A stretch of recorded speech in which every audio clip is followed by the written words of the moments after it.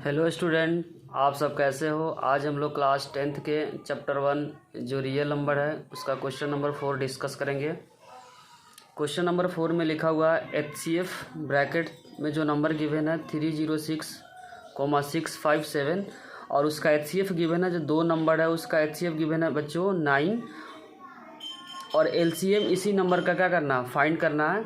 तो इसमें एक रिलेशन है नंबर में और LCM और HCF में, जो लिखते हैं LCM मल्टीप्लाई HCF इक्वल में दो संख्याओं का गुणनफल, दो संख्याओं का गुणनफल। LCM बच्चों फाइंड करना था, LCM को जैसे वैसे लिख देंगे। HCF कितना गिवन है बच्चों, जो नंबर गिवन है उसका HCF गिवन है 9, तो यहाँ पे लिखेंगे 9। और दो संख्या में पहला संख्या कितना है 306 और जो सेकंड जो नंबर है 657, तो यहाँ पे लिखेंगे पहली जो संख्या है 306 और दूसरी जो संख्या है 657।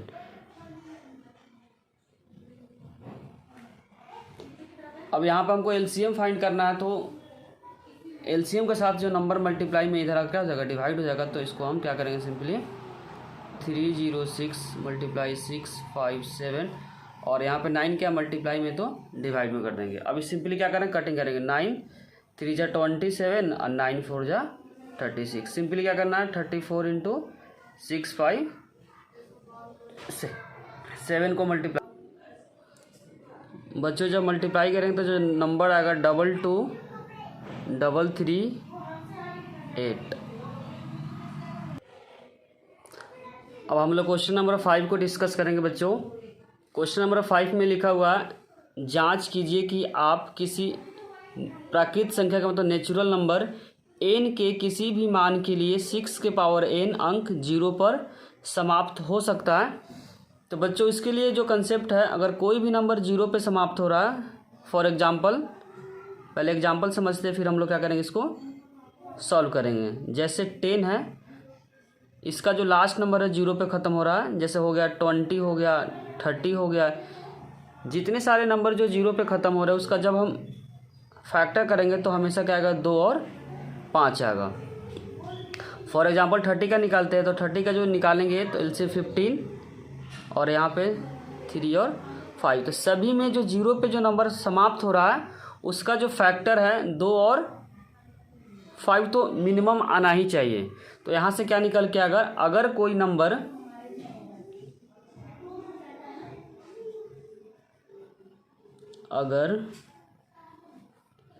किसी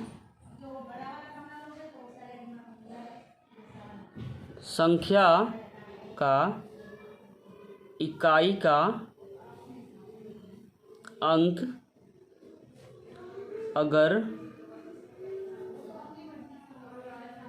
0 है तो उसका अभाज्य गुणनखंड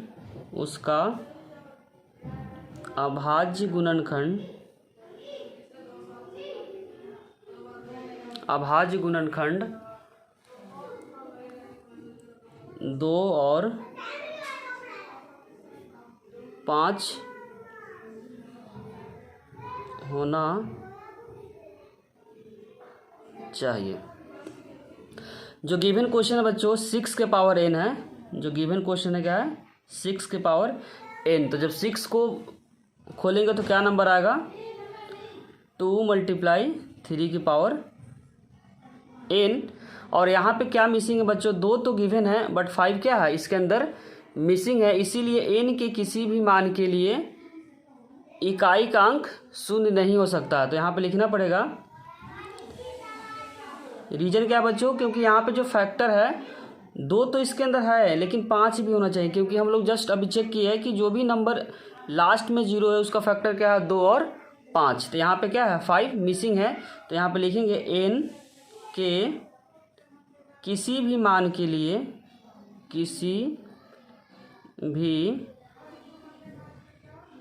मान के लिए संख्या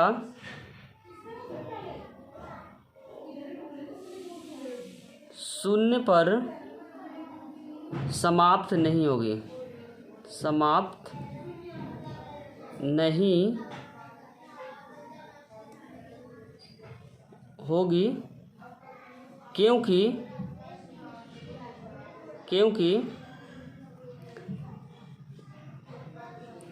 अभाज्य गुणनखंड में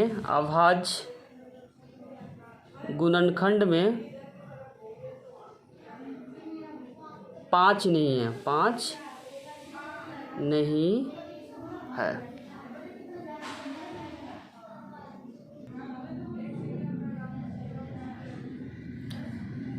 बच्चों, अगर समझने में किसी भी प्रकार का दिक्कत हो तो कमेंट सेक्शन में ज़रूर लिखिए।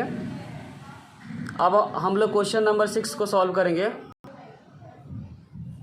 क्वेश्चन नंबर 6 में लिखा हुआ है बच्चों, व्याख्या कीजिए 7 × 11 × 13 + 13 और जो दूसरी संख्या है भाज्य संख्या। तो पहले पता करना चाहिए कि भाज्य संख्या क्या होता है। तो पहले हम लोग सीखेंगे भाज्य संख्या।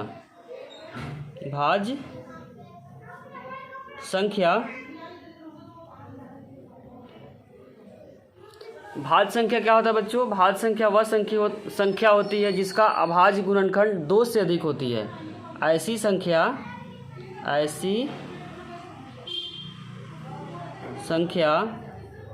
जिसका अभाज्य गुणनखंड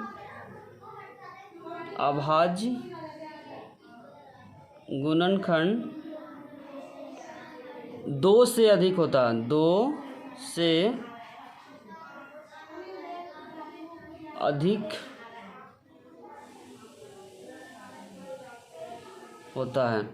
एक और इसमें संख्या था अभाज्य संख्या। तो अभाज्य संख्या का डेफिनेशन क्या हो सकता है बच्चों? ऐसी संख्या, अगर अभाज्य का पूछेगा तो ऐसी संख्या जिसका अभाज्य गुणनखंड 2 होता है। अगर अभाज्य बोलेगा तो बोलेंगे ऐसी संख्या, या लिख देते हैं अभाज्य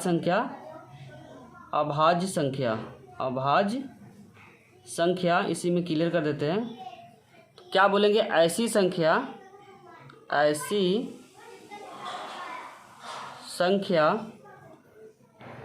जिसका अभाज्य गुणनखंड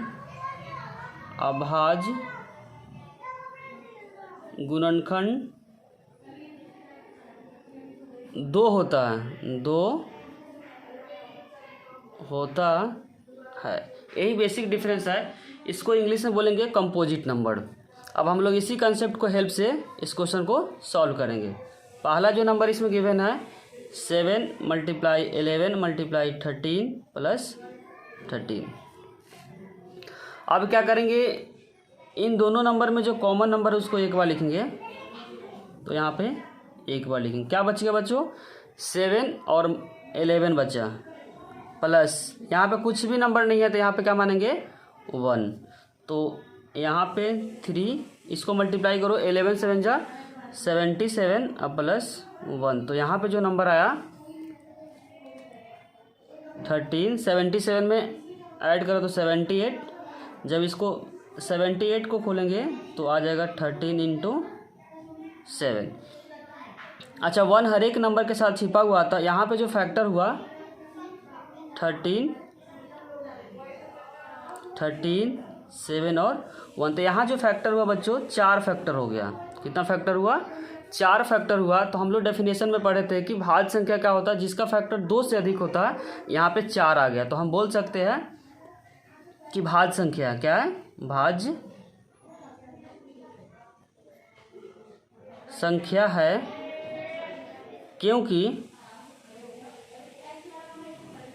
इसका अभाज्य गुणनखंड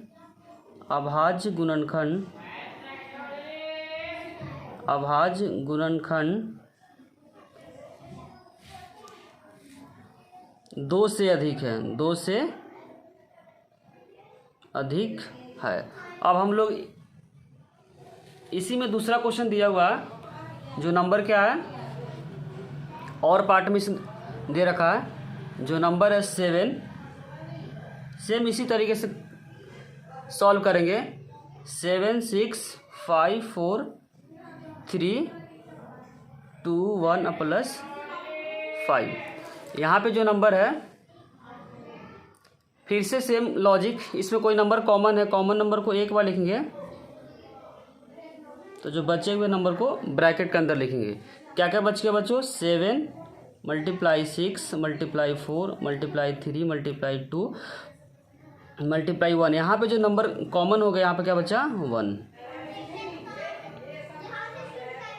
5। अब इन सब नंबर को क्या करना पड़ेगा? मल्टीप्लाई करना पड़ेगा। तो यहाँ पे जो नंबर हो जाएगा 3 2 6, 6 4 24। तो यहाँ पर 7 6 × 24 प्लस 1। तो यहाँ पे जो मल्टीप्लाई होगा 42 × 24 प्लस 1।